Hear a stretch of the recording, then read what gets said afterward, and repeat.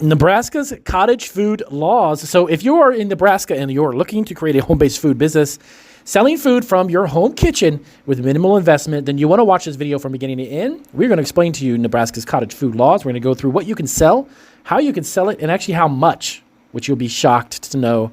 There is no sales limit. You can sell as much as you want from home. So if you want to create a side business or a side hustle, or just experiment with a food business from scratch, then Nebraska is the place to be, because we're going to dive into that right now.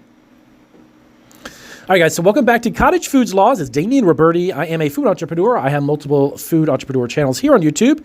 My wife and I still own and operate our e-commerce food businesses. I've been in the food industry for over 30 years. I've got a lot of experience. I also offer consulting. If you want to get into additional help, we have that available. You can speak directly to me. I've helped launch over 700 food businesses since 2017, and I can definitely help you get your business up and running. So let's dive into what Nebraska's cottage food law is. And recently in 2019, they actually expanded their cottage food law dramatically. Before that, the homemade food could only be sold at farmers markets, but producers can actually sell any type of non-perishable food item now at farmers markets, public events, online even, and even from your home. Now, the one thing that you can't do, unfortunately, is what's known as indirect sales. They can't allow you just yet. Maybe this law will evolve eventually, but you can't sell your products to retail stores or wholesale. But the great thing, like I mentioned, is there's no sales limit. So as the thumbnail says, if you could sell $850,000, well, good for you. You can definitely do that. But now keep in mind, though, this is a business. So if you have expenses and you have sales, whatever the difference is known as, of course, profit. That's going to be taxable income. You need to let your tax agent know, your accountant and such at the end of the year. Keep track of everything. I definitely think you should run it as a business as well. You need to get yourself an LLC to protect yourself. Now, that's not required, but limited liability corporation will give you some legal coverage and protection. A lot of people think that they can open a home-based food business and that their homeowner's insurance policy will protect them, but that's not exactly how it works. So you need to definitely have food business insurance, get yourself a business license, make yourself a legitimate business. Let's dive into first selling. So where can you sell, Damian? Where can I actually sell my homemade food items in the amazing state of Nebraska? So events, like local events, like fairs, festivals, things that come into town. As long as you get approval from the fair and festival owners, you're good to go. Farmers markets, you can do as well. Now, keep in mind, though, the owners of farmers markets can create other additional rules or stipulations that have nothing to do with cottage food laws. So be sure to check with them. There may be anything that they may need to see as far as maybe a business license. Maybe you have to have an LLC to sell there. Whatever that local legalities are, double check with the farmer market owner or the operator of them, okay?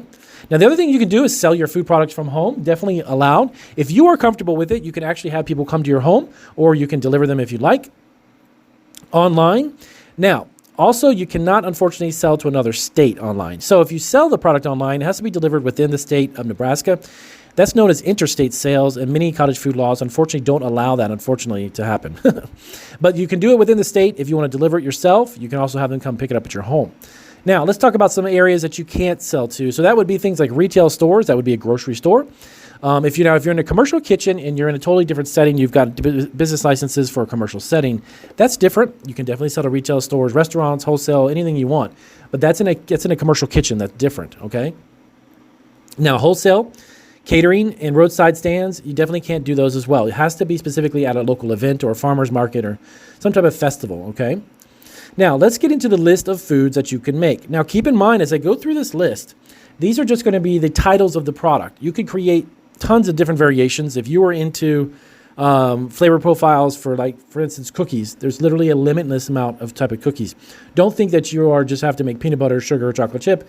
If you can come up with 100 variations of cookies, good for you. So keep in mind, all these things I'm about to tell you, there's a lot of variations on them. All right, so let's get into it. Bagels, cakes, muffins and biscuits, sweetbreads, cookies, rolls, general breads as well. But now keep in mind, the one thing that you have to keep in mind, you can't put cheese or meat inside of or on top of these breads or any type of baked good, because that's a time or temperature sensitive product that is considered a non-potentially hazardous item if it's a bread, but it's considered a potentially hazardous item if it has like proteins or cheeses and vegetables or fruits. These are things that have to be kept at certain temperatures, or they have to be consumed at a certain period of time. Next up, brittles. So if you have peanut brittle, walnut brittle, cashew brittle, any nut brittle you could think of, cotton candy, fudge, chocolate, candies, syrups, honey, vinegars, oils you can do as well. And keep in mind, there are limitless amounts of different types of ways to make these products. Coffee beans, mixes, tea leaves, pasta noodles, dried fruit. Now, really quick side note, Coffee and tea you can sell, but you cannot make coffee and tea as a beverage and sell it. That would be a vendor's, some type of a mobile vendor's permit or license, and that's a commercial type of business. That's not something you can do from home. So don't bottle up a bunch of coffee that you're brewing and then try to sell it to the neighbors down the street. That's not what it means. You got to sell specifically the beans or the tea leaves. Now, spice business, you could start from home. Herbs, cereals, pastries and pies and cones. Keep in mind the pastries, though. Again, no cheeses, no fruits, and no meats, okay? Jams and jellies, marmalades, popcorn, granola, nuts and seeds. Nuts and seeds are a hugely profitable item as well. You can do that directly from your home. Crackers, pretzels, caramel corn, and kettle corn, okay? Now, perishable baked goods, as I mentioned before, that would be cheese or meat infused. That is a no-no. Low-acid canned foods. No, you can't do that as well. Canning that, this is something you'd have to be in a commercial setting. Now, some of the limitations, now every state under cottage food laws, they create their own limitations. Keep in mind, you can't have pets in the area of your kitchen or where you're making the food. Also, you cannot sell indirectly, only direct sales. That means your customer has to receive the product from you. And of course, as I mentioned briefly, you cannot ship your product or send them or even drive them over state lines into another state. Now, the good thing is there's no sales limit, so keep that in mind. You can sell as much product as you want. Now, if you sell at venues other than farmers markets, you must take an accredited food safety course. That is, you can actually something you can complete online. You can do for about $20. It's only a few hours training, but it's a food safety training. Registration. So if you sell at venues and farmers markets as well, you want to register your business. Okay, registration normally doesn't cost anything. I believe in Nebraska it's actually free. And if you have a private well, so if you're on well water, that would have to be tested to be sure that it is clean and good to go. Now, one unique thing about Nebraska is the minimal amount of information you have to put on your label. A lot of cottage food labels have to have quite a bit of information. They only require a business address, which has to be specifically your home. This cannot be a home address that is your neighbors, your cousins, your grandmothers, or anyone else's. You have to make it at your home.